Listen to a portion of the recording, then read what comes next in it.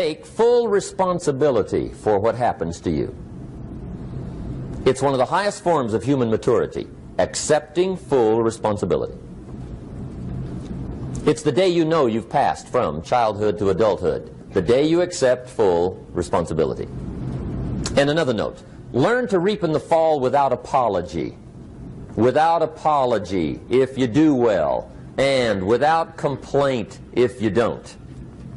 That's maturity. I used to have that long list of reasons why I wasn't doing well. To explain. You've got to explain, right? Otherwise you're going to look bad. I used to have this funny list called Reasons for Not Looking Good.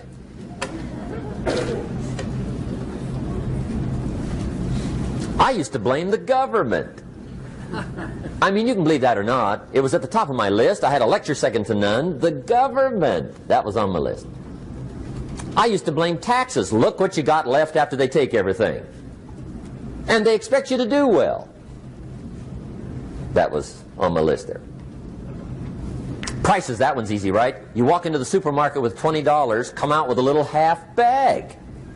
So I had that on my list. I used to blame the weather. I blamed the traffic. I used to blame my car. I blamed the manufacturers. I used to blame the company. I blamed company policy. I used to blame the training program. I blame my negative relatives. They were always putting me down. I blame my cynical neighbors. They're just selfish, looking out for themselves. Won't loan you money? They were on my list.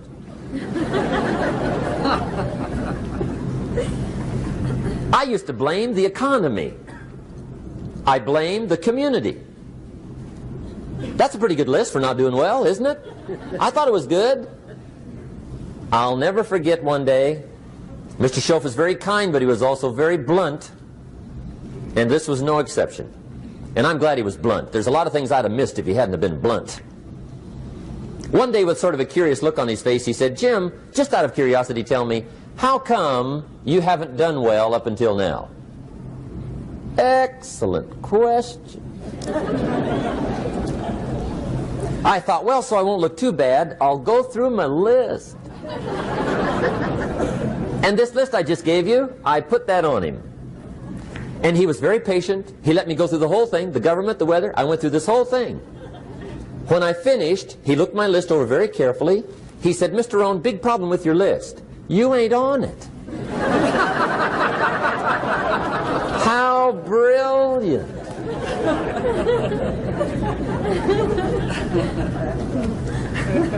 When I went to work for him a few months later, I learned very quickly to tear up my list, reasons for not doing well, and I threw it away. And I got me a fresh piece of paper. And I put one word on it. Me. There's a Black Heritage spiritual that says, "It's not my mother nor my father, nor my brother nor my sister, but it's me, O Lord, standing in the need of prayer." See, I used to blame everything outside. And then let me give you a little philosophy that helped turn my life around. For your notes, here it is. It's not what happens that determines the quality or the quantity of your life. It's not what happens. And the reason is because what happens happens to about everybody. No different. The sun went down on all of us last night. A common event, a happening. And I found out that the same things can happen to two different people. One gets rich and one stays poor. Why is that? It's because it's not what happens, but rather it's what you do that changes everything. So that's a key phrase. It's not what happens, it's what you do. What happens is about the same. You might put that in parentheses here. Same. What people do, that's what's different. Anything can happen, right? Everything can happen. I've heard all the stories. I've been one of the stories. Hey, we could all tell stories all night long, right? Happenings. Anything can happen. Have you heard of Murphy's Laws? Anybody here heard of Murphy's Laws? Okay, most of you have. Murph had these laws. One of them was, if anything can go wrong, it will. That's one of Murphy's Laws. He was not one of the great positive speakers of the day. But anyway, it's still true though, right? Anything can go wrong, everything can go wrong. For sure. I've fallen out of the sky so many times. Once to the tune of a couple of million. Devastating. Took me a while to survive that one. Now, it wasn't all that much, but it was all I had. I mean, that's when it's much, right? When it's all you got. If you got 3, 2 go, you got 1 left, you ain't looking that bad. But when it all goes. Has anybody been there when it all went? Anybody? Come on, the rest of you liars. Go ahead. Hey, we've all been there, right? When it all went. Of course, it used to be a long time ago, right? When you ran out of money, got to 0, you were all through. Heck, now you can whistle right on by 0, right? I mean, they will bury you. That's what they will do.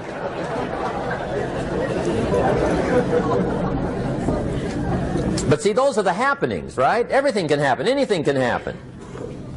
But it's not the happenings. It's what you do about it. Somebody says, yeah, but you don't understand the disappointments I've had. Come on. Everybody's had their share.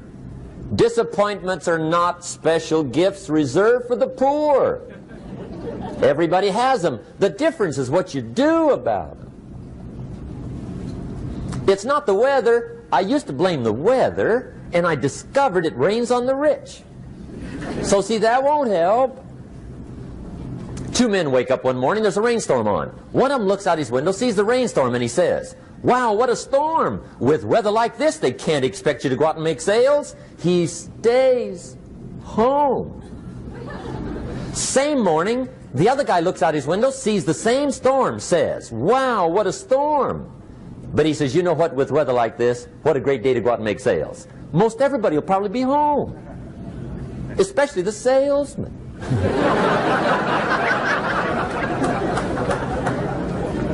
See, that's the difference in how your life works out. It's not what happens, it's what you do. So here's one of the key questions of the evening. Starting tomorrow, what are you going to do that'll make a change in your life's direction? Good question. What are you going to do starting tomorrow that'll make a difference?